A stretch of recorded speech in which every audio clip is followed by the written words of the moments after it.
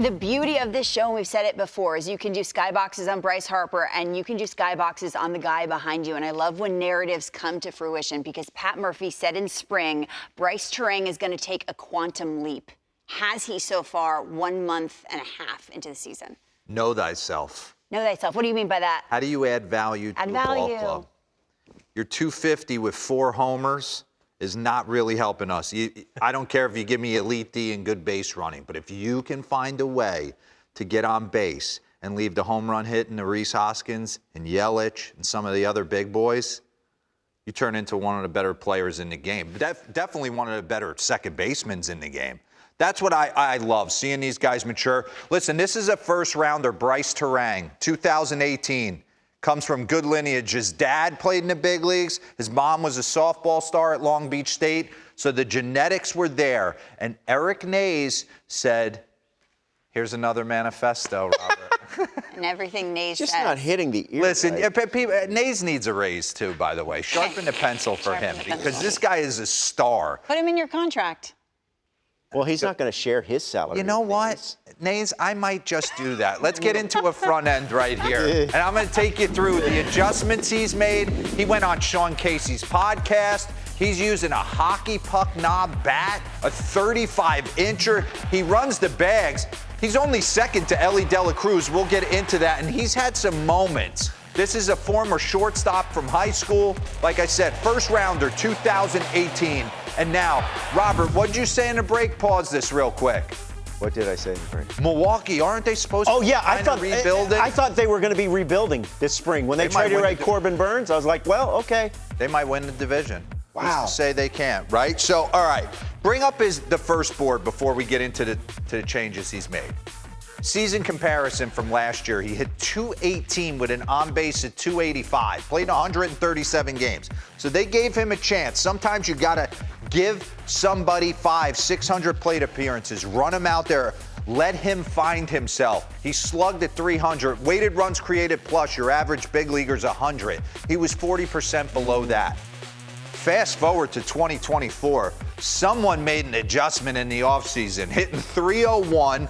He's got an OPS of 786, a weighted runs created plus of 126, and he's got 16 bags already, okay? 6th largest increase in weighted runs created plus. So what did he do differently at the plate?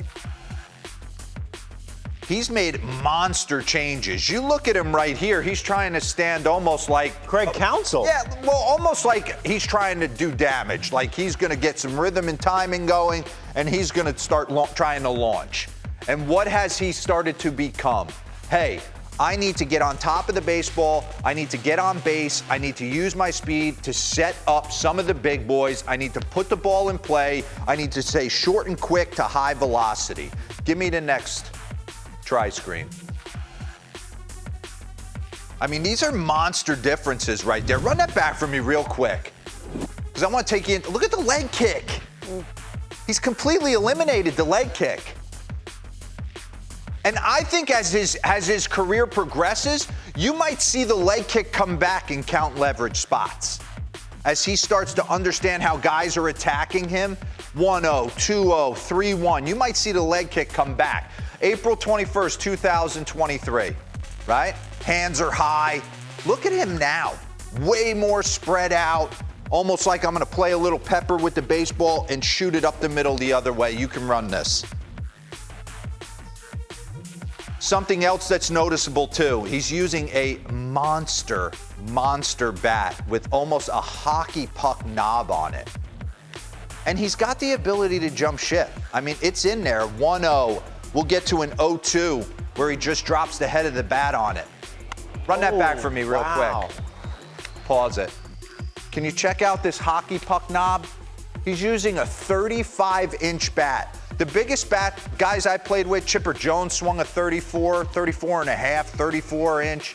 Alfonso Soriano swung a monster bat as well.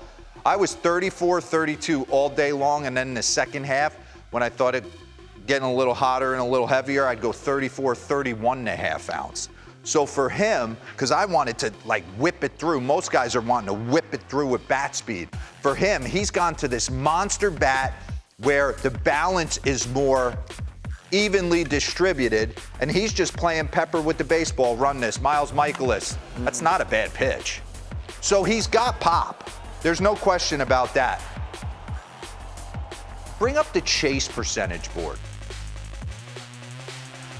Oh, we're going to go whiff percentage. Sorry, Nays. Lowest whiff percentage this season. Steven Kwan, Jung-Ho Lee. Look at this. This is what he needs to be, right? He needs to be Kwan. Luis Arise. Shocks me Gabby Moreno's on there, but Brice Turang. Don't swing and miss no more. Get on the heater. Keep it rolling. Oppo hits the other way on heaters. Look at that. That is, wow. That's wild. There's a lot of guys that have gone to it. It distributes the weight a little bit differently, allows him to choke up. I was almost wanted my pinky hanging off the knob. Julio Franco went almost 2 fingers off the knob. I wanted to create whip appeal, but I can understand why he's doing that. The bat like that with your finger off of it. How do you control it? Yeah. You can. There was ways that you want. That's why you see guys break hamate bones though, because they're laying it right on top of that spot. And he's dropping bullets the other way. Playing pepper with the baseball. Pause this real quick because we're going to get into base running. Bring up the next 2 boards because I think Nays does an amazing job with the boards to kind of put it all in perspective. This is a guy who's eliminated, right? Lowest pull percentage this season. Wow. So he's just shooting the ball the other way. Bo Bichette's been on this list forever.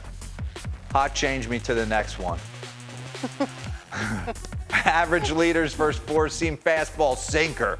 Minimum 50 plate appearances. So he's staying on the gas, shooting it the other way, short and quick to the ball, setting the tone at the top of the order for the Milwaukee Brewers. And one thing, he plays elite defense. Get back into the tape. And he's one of the best base runners in the game. Stealing bags at an epic rate. I think this is one of... I say this all the time. I was never a base stealer. I feel like this is the one place you could show your team that you're a great teammate. Be unselfish running the bases. Want ribbies for your teammates. Don't get on first base and take your batting gloves off and act like somebody's got to hit a ball over the fence for you to create a run. And he does it consistently. He used to chat me when guys didn't tag up in certain spots or take the extra bag. It is the most unselfish way to help your team is to run the bases the proper way. And you see it right here, base running stats with MLB ranks. Stolen bases, 16, he's second. Fangraphs base running runs, he's second. Stolen base percentage, he hasn't been caught yet. Second to only Ellie De La Cruz, and all we do is ogle over Ellie stealing bags. I've also seen Ellie run into a lot of outs on the base pass and try and steal bags when he probably shouldn't. So this guy is doing everything to kind of add value to the Milwaukee Brewers, and he's only going to get better. Leadoff hitter that could shoot the ball the other way, play elite D, steal bags. He's become a nice player.